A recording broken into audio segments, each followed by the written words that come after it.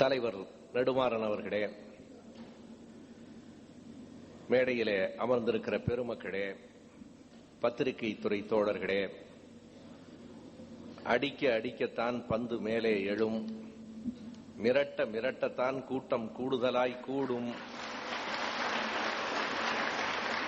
என்று மெய்ப்பித்திருக்கிற மானத்தமிழ் மறவர்களே, உங்கள் அனைவருக்கும் என் அன்பு வணக்கம். நம்முடைய தலைவர் அவர்கள் எப்போதும் மென்மையாகத்தான் பேசுகிறவர். இன்று அவர் பேச்சு இருந்த துணியை நாம் அறிந்தோம். ஒரு உண்மையை சொல்ல வேண்டுமானால் அவருடைய தோற்றமும் பேச்சும் மென்மையாக இருக்கிறதே தவிர நெருங்கி பார்க்கிற போதுதான் புரிகிறது அவர் கொஞ்சம் கரடு முரடான மனிதர் தான். வவுனியா காட்டையும் சந்தன காட்டையுமே சந்தித்து விட்டு வந்த மனிதரை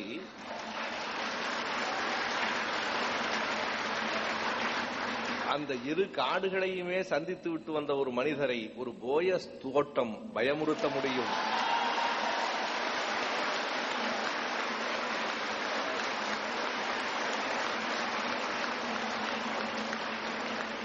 நண்பர்களே,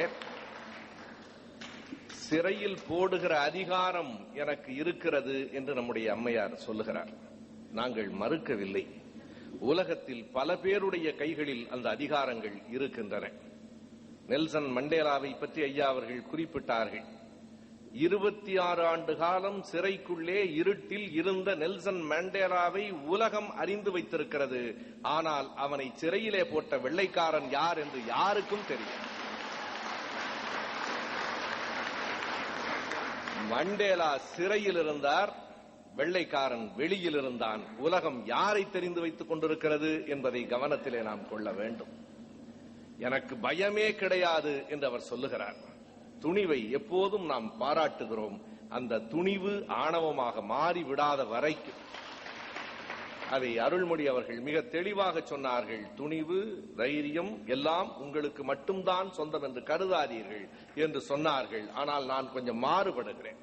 நான் எதற்கும் பயப்படுவதில்லை. பயம் என்றால் என்ன என்றே எனக்கு தெரியாது என்று அந்த அம்மையார் சொல்லுகிறார். நாங்கள் அப்படி இல்லை, கொஞ்சம் பயந்தவர்கள். இந்த மேடையில இருக்கிற எல்லோருமே நான் சொல்லுகிறேன், பயந்தவர்கள். யாரையாவது கொஞ்சம் கை நீட்டி காசு வாங்க சொல்லுங்கள், லஞ்சம் வாங்க சொல்லுங்கள், பார்க்கலாம். பயந்தவர்கள். எங்களுக்கு பயம் உண்டு. எப்போதாவது நெடுமாறன் லஞ்சம் பயப்படாமல் வாங்கி இருக்கிறாரா? காங்கிரஸ் கட்சியில இருந்த போது கூட எங்களுக்கு பயம் உண்டு. ஏனென்றால் அஞ்சுவது அஞ்சாமை பேதமை என்கிற வள்ளுவன் குறளை நாங்கள் படித்திருக்கிறோம். எதற்கு அஞ்ச வேண்டும்? பழியனின் உலகுடன் பெரினும் கொள்ளலர் என்று புறநானூறு எங்களுக்கு சொல்லிக் கொடுத்திருக்கிறது. பயம் என்பது கூடாது என்பது வேறு, எல்லோரையும் பயமுறுத்துவதுதான் தன்னுடைய வீரம் என்று நினைப்பது வேறு. புலிகளை ஆதரித்து பேசினால் பொடோ பாயும் என்று சொன்னதற்கு பிறகுதான் முதலமைச்சர் அவர்களே இத்தனை பெரிய கூட்டம் கூடியிருக்கிறது.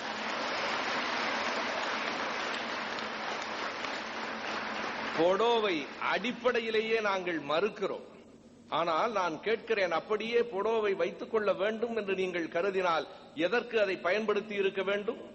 அன்றாடம் ஒரு கொலை நடக்கிறதே, பட்டப்பகலில் வெட்டி சாய்க்கிறார்களே, வங்கிக்கு போனவன் வீடு திரும்ப முடியுமா என்கிற உத்தரவாதம் இல்லையே. இன்றைக்கு காலையிலே தாராபுரத்திலும் மாலையிலே தூத்துக்குடியிலும் 5 லட்சமும் 1 லட்சமும் கொலை செய்யப்பட்டும் கொள்ளையடிக்கப்பட்டும் இருக்கிறதே. கொலை செய்கிறவர்கள் மீது, கொள்ளையடிக்கிறவர்கள் மீது, பட்டப்பகலில் கத்திகளால் வெட்டி எரிகிறவர்கள் மீது பொடா பாயும் என்று நம்முடைய முதலமைச்சர் சொல்லவில்லை. அப்படி சொல்லியிருந்தால் ஒருவேளை பொடாவை அதற்கு பயன்படுத்துகிறார்களோ என்று கருதலாம். நெல்லை மாவட்டத்திலே சின்னஞ்சிறு பெண்களின் மீது பாலியல் வன்முறை நடத்தப்படுகிறதே, அந்த கயவர்கள் மீது பொடா பாயும் என்று இந்த அம்மையார் சொல்லியிருந்தால் ஒரு பெண்ணியத்தின் வெளிப்பாடு என்று நாம் பெருமைப்பட்டிருக்கலாம். புலிகளை பற்றி பேசினால் பொடோ பாயும் என்று நீங்கள் பயமுறுத்துகிறீர்களே, புலிகளை பார்த்து நீங்கள் பயமுறுத்த முடியுமா? புலிகளோடு இருக்கிறவர்களை பார்த்து பயமுறுத்த முடியுமா? இன்னொன்றையும் நான் இன்றைக்கு எண்ணி பார்த்தேன். காலையிலே செய்தித்தாளை பார்த்த போது எனக்கு சட்டென்று நினைவுக்கு வந்தது. இந்த பொடோவுக்கு நாம் அஞ்சக்கூடாது என்பதற்கு இன்னொரு அற்புதமான செய்தி நண்பர்களே, அது இணைந்திருக்கிறது. ஏப்ரல் 13ஆம் தேதி இந்த புடவை காட்டி இந்த அம்மையார் பயமுறுத்துகிறார். நான் வரலாற்றில் 83 ஆண்டுகள் பின்னால் போகிறேன். இதே ஏப்ரல் 13ஆம் தேதி தான் 1919ஆம் ஆண்டு ரவுலட் சட்டம் என்கிற கொடிய சட்டத்தை எதிர்த்து எங்கள் பாஞ்சாலத்தினுடைய மக்கள் உயிர் துறந்தார்களே, அந்த நாள் இது. அன்றைக்கு ரவுலட் சட்டம் எப்படி எதிர்க்கப்பட்டதோ அதே வீரியத்தோடும் அதே போர்க்குணத்தோடும் உங்கள் பொடா எதிர்க்கப்படும் என்பதை இந்த ஜாலியன் வாலாபாக் நினைவு நாளில் குறித்துக் கொள்ளுங்கள். இன்னமும் அதனுடைய மிச்சம் இருக்கிறது. நண்பர்களே, என்ன காரணம்? ஏன் இப்படி இவர்கள் கோபத்திலே குதிக்கிறார்கள்? அருள்மொழி அவர்கள் கேட்டார், ஏன் இப்படி இந்து பத்திரிகை ஏன் ஒரு அரசியல் கட்சியை போல வரிந்து கட்டி கொண்டு எழுதுகிறது? உனக்கு என்ன வேலை? ஒரு பத்திரிகையாளர் என்ன இருக்கிறது என்பதை சொல். இட் இஸ் a flop என்று இன்றைக்கு எழுதுகிறார்கள். பிரபாகரனுக்கு ஒரு கடிதத்தை போட்டிருக்கிறார்கள், அவருக்கு தமிழ் கூட சரியாக வரவில்லை என்று. குறித்துக்கொள், தமிழ் சரியாக எனக்கு வரும், ஆனால் பிரபாகரனின் கால் தூசிக்கு நான் பொறமாட்டேன். தமிழ் அல்ல, தமிழ் வருகிறவனை எல்லாம் சேர்த்து சொல்லுகிறேன். எங்கள் பிரபாகரனுக்கு எதிராக எவனும் நிற்க முடியாது.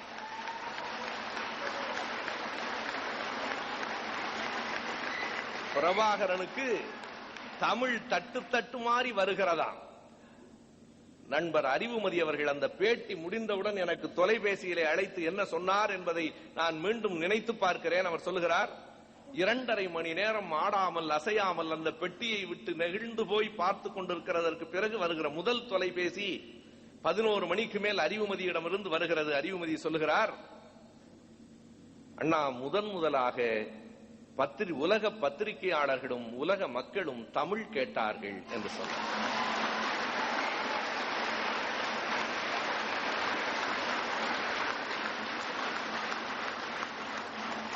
சீன மொழியை உலகம் கேட்டிருக்கிறது, அரபு மொழியை உலகம் கேட்டிருக்கிறது, ஆங்கில மொழியை உலகம் கேட்டிருக்கிறது. இப்போதுதான் முதலாக உலகம் தமிழை கேட்கிறது, எங்கள் தலைவனால் கேட்கிறது. முதலாக தமிழனை இன்றைக்கு நக்கீரனினுடைய செய்தி அதுதான். உலகத்தை கவர்ந்த முதல் தமிழன் போடுங்கள் பொடாவில். ஜூனியர் விகடன் அட்டைப்படம் ராணுவ உடையிலே தலைவர் நிற்கிறார், போடுங்கள் பொடாவில். உங்கள் பொடாவை கண்டு மிரள முடியாது என்று வைகோ சொல்லி இருக்கிறார், பொடாவை தயார்படுத்திக் கொள்ளுங்கள். டாக்டர் ராமதாஸ் அவர்கள் அறிக்கை விட்டிருக்கிறார், எங்கள் திருமாவளவன் மிக உறுதியாக சொல்லி இருக்கிறார், நாடறிந்த நல்ல மனிதர் நல்ல கண்ணு அவர்கள் இந்த பேட்டியை வரவேற்கிறேன் என்கிறார், போடுங்கள் போடார். இதோ வீரமணி அவர்களினுடைய தலையங்க கட்டுரையை அருள்மொழி அவர்கள் படிக்கிறார்கள். கலைஞரும் கூட ஆண்டன் பாலசிங்கத்துக்கு இடம் கொடுப்பதை நான் வரவேற்கிறேன் என்கிறார். இப்போது நாம் எல்லோரும் ஓரணி என்று உரத்து சொல்லுங்கள். நீங்கள் மட்டும்தான் தனிமைப்படுத்தப்பட்டிருக்கிறீர்கள், நினைவிலே வைத்துக் கொள்ளுங்கள். கூட இருக்கிற காங்கிரஸ்காரர்களை நம்பாதீர்கள். அவர்கள் வேறொன்றும் இல்லை, இளங்கோவன் நல்ல மனிதர், பதவியை அவர் காப்பாற்றிக் கொள்ள வேண்டும். இல்லை என்றால் வாழப்பாடி அதை காட்டில் அறிக்கை விட்டு விடுவார். அவரை மிஞ்சுகிற போட்டி வேறொன்றும் அல்ல. இளங்கோவனுக்கும் வாழப்பாடிக்கும் இடையிலே நடக்கிற போட்டிக்கு நாம் வருத்தப்பட வேண்டியதில்லை.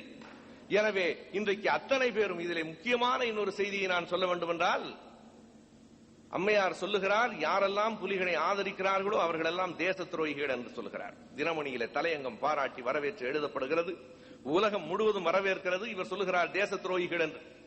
இந்து பத்திரிகை இந்தியா அண்ட் எல்டிடி என்று ஒரு தலையங்கம் சில நாட்களுக்கு முன்னாலே எழுதியிருக்கிறது.